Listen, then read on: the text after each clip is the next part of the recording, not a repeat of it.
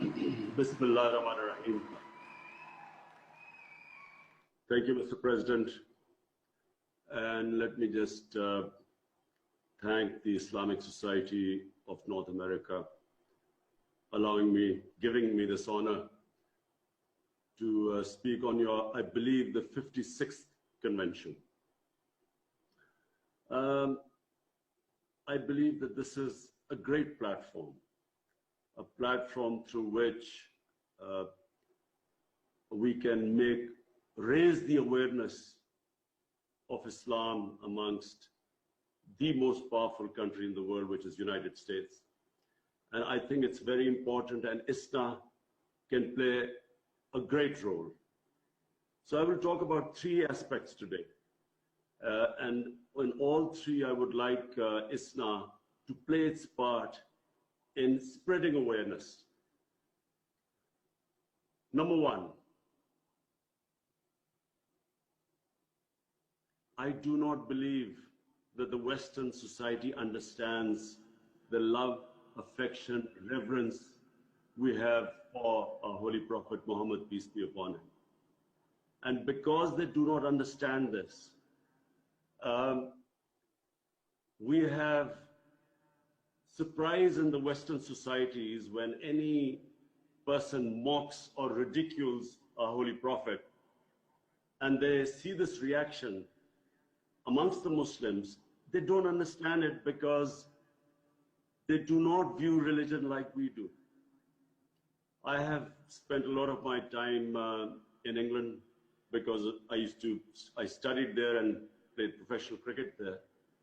And I know that they do not view religion like we do.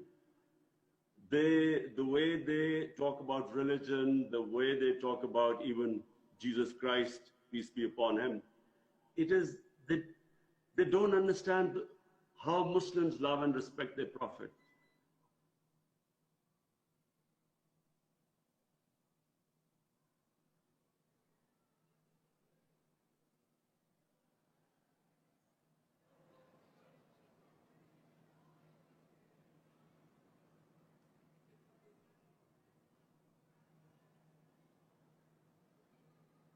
He feels about the Holocaust. The Jewish community has made the world realize the sensitivity they have towards the way people talk about the Holocaust, and understandably, because it gives them pain. Similarly, the Muslim community must make them realize in the Western countries that how much it affects us when our Prophet is ridiculed, or like when Salman Rushdie, and it all started with that, when he wrote the satanic verses, mocking our Prophet. And the West could not understand the reaction. So if we sensitize them about our feelings, our love, affection for our Prophet, and this will create a better understanding that you cannot use freedom of speech. You cannot use that to hurt the sentiments of 1.3 billion people. My second point is about Islamophobia. Now, what the Western countries must realize, that there is only one Islam, and that is the Islam of Prophet, peace be upon him. Like in every human community, they are moderates, they are radicals, they are intellectuals, and they are extremes. Same in the Muslim community. But there is only one Islam. So when terms like Islamic terrorism are used, unfortunately, this creates what I believe one of the main reasons it creates Islamophobia. Because when words are used like this is a radical Muslim, or this is a Muslim extremist, or Muslim terrorist, how is the man in the street in the Western society supposed to distinguish between what is a moderate Muslim and what is a radical Muslim? So the whole Muslim community gets tainted by that. And so every Muslim becomes suspect. And then you have people like the gunman who walks into a mosque and shoots Muslims because he can't distinguish. He feels that all Muslims are terrorists. We must work at this. We have to de-link terrorism with Islam. Terrorism has nothing to do with Islam or any other religion. Suicide attacks have been blamed on Islam for some this myth that Muslims blow themselves up because they'll go to heavens and they'll have this virgins, this whole bit. The Hindu Tamil Tigers before 9/11 were responsible for 70% of suicide attacks. But no one blamed Hinduism for it. Before that, the Japanese kamikaze pilots, they did suicide attacks, but no one blamed their religion. So terrorism has nothing to do with religion. It has to be delinked.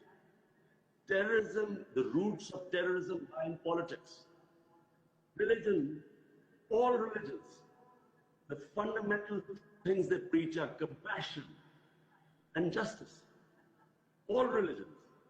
And we have to make people understand the difference between human societies, what religions say, and how human societies are. So if we concentrate on the worst, on the extremes of a human society, when I first went to England, there were these people called the skinheads. They would beat up people because of the color of their skin. So imagine if I went back and looked at society from the prism of what the skinheads did. Similarly, if what has happened since 9/11, any terrorism is related to Islam now. And this has done two things. One, it has created Islamophobia. What I'm talking about, these gunmen, Muslims being targeted. But secondly, it has delegitimized Muslim freedom struggles. So for instance, in Kashmir, after 9/11, the Indian government could suppress the people by using the word Islamic terrorism. And if the word Islamic terrorism came about, all worries about human rights, about justice, disappeared. People in the Western countries, the moment a movement was labeled Islamic radicals or terrorism, that was it. The whole Western world would have cast a blind eye on it. They wouldn't talk about it. And so Muslims were crushed by governments using the word Islamic terrorism. My third thing, and this is probably the most serious thing which is confronting Muslims right now, and I'm talking about almost 200 million Muslims of India. You see, I also know Indian society. I have, through cricket, I have had love and affection in India.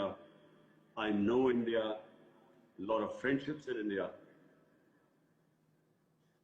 But what has happened in India right now needs to be told to the Western world. I'm trying my best. But from Islam's platform, you have to make a concerted effort to make people understand this phenomena which has taken over India. You have to make the Western societies understand RSS. RSS was created in 1925. RSS was inspired by the Nazi Party, by Hitler, by Mussolini. It was a fascist ideology which believed in Hindu supremacy. It believed in Hindu supremacy and at the same time was filled with hatred of Muslims. They blamed the centuries of Muslim rule in India for why the Hindu civilization couldn't reach its peak. It believed, as I said, in the racial supremacy of the Hindu civilization. It believed in ethnic cleansing of Muslims from India. It believed that India was only for Hindus. And this, if you read what the founding fathers of the RSS movement said, like Golwalkar, in this day and age, it is extremely easy for all of you to Google it. Just Google and find out the origins of RSS. Who were their founding fathers? Who were the role models of the founding fathers? What was their philosophy? And this hateful philosophy was the reason why Gandhi was assassinated after independence. They believed he was too soft on India, on Muslims. Why Pakistan was created? The founder of Pakistan, Quaid-e-Azam Muhammad Ali Jinnah. The reason why he believed that Muslims would not get equal rights to citizenship in India was because he saw this ideology. It was Jinnah who was the first one who strived, and remember, Quaid-e-Azam Muhammad Ali Jinnah was considered an ambassador for Hindu-Muslim unity. He was above communalism. But when he saw that what this ideology was heading towards, he was the one who warned Muslims that the Hindus were wanting independence only for Hindus. The India they pictured was only for Hindus, and Muslims would be a second-class citizen. And I'm afraid that is what has happened in India. After recently this year, the elections won by the BJP, they have come back as a stronger force. And what the BJP philosophy is, I need to make you understand, because I believe that this is not something like Milosevic, Serbs and ethnic cleansing of Muslims in Bosnia. We are talking about 1 billion, a country of over 1 billion people with nuclear weapons, taken over by an extreme philosophy, ideology. What the Nazi party proved was that a small, highly organized, ideologically motivated group could actually take over the whole country. That is what has happened in India. An extreme ideology has taken over India. They do not consider minorities, and especially Muslims, as equals. Worse, this ideology was responsible for the massacre in Gujarat of Muslims. This ideology is responsible for lynching of Muslims, simply on a thing like acquisition of cow meat or cow slaughter. Right now in Assam, 1.9 million Muslims are about to be, their citizenship is about to be taken away. And it is this ideology that has put almost 9 million Muslims under curfew for 26 days in Kashmir. What this Narendra Modi government has done, when it annexed Kashmir, Kashmir was a disputed territory where the United Nations resolution had given the Kashmiris their right to decide their own destiny through a referendum. That right was never given. But the UN resolution still stands, means that it was a disputed territory. The BJP government has annexed it. It's annulled its own constitution, Article 370, which gave the Kashmiris a special status. It's also annulled Article 335A of their constitution, which meant that you could not change the demography of Kashmir. But the BJP government's stated aim is that they want to change the demography, change a Muslim majority province into a Muslim minority province by bringing in settlers to come in and change the demography. This is a violation of the 4th Geneva Convention, Article 49. You cannot change the demography of an occupied land.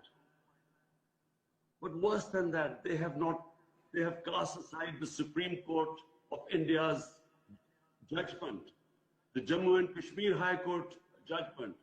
What was promised to the people of Kashmir by Jawaharlal Nehru, their founding father? And again, I repeat, it's 26 days the people of Kashmir are under curfew. They have shut out all media, all internet, no news is coming out of there. We believe that what is happening in Kashmir is that RSS goons have been let loose amongst the population. We believe people are being picked up. What reports are coming out? Boys are they go into houses and pick up boys. 8,000 people so far have been put in prison. 4,000 people have been taken out of Kashmir. All their leaders have been put under arrest. Even the opposition leaders were not allowed to go inside Kashmir to see what is happening there. And that is what I want ISNA to do. Raise awareness. In the 21st century, this is happening. And this is happening, an ideology which openly states that they want to change the demography of the people of Kashmir, which openly states that the Muslims do not have the same rights in India as the Hindus. They have completely cast aside the secularism of Nehru and Gandhi. And I'm afraid this ideology is not going to stop here. I think they have let out of a genie out of a bottle. It's not going to go back in. This genie of hate, of Hindu supremacy. It's not just the Muslims who are going to be a threat. And I'm again, almost 200 million Muslims in India. What is going to happen to their future? It's also going to go after Christians.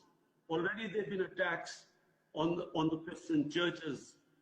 Christians have been tried to reconvert it into Hinduism. Dalits are not going to be spared. Soon Sikhs, the Sikh community, even they will suffer after a while. Even the Indians who do not agree with this ideology. The whole, as I repeat, the secular India concept, the plural India concept, everything is at threat.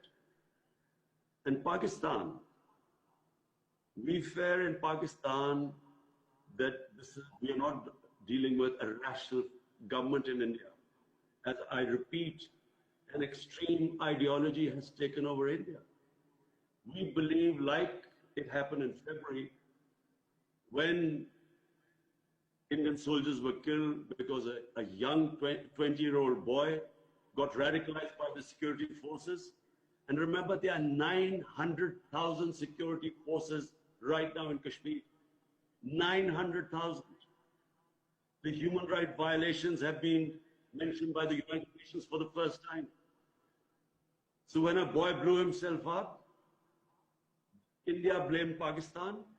We immediately asked them, we said, if you give us any proofs that Pakistan was involved, we will take action. They sent us a dossier. But before the dossier arrived, they had sent their jets into Pakistan to bomb us.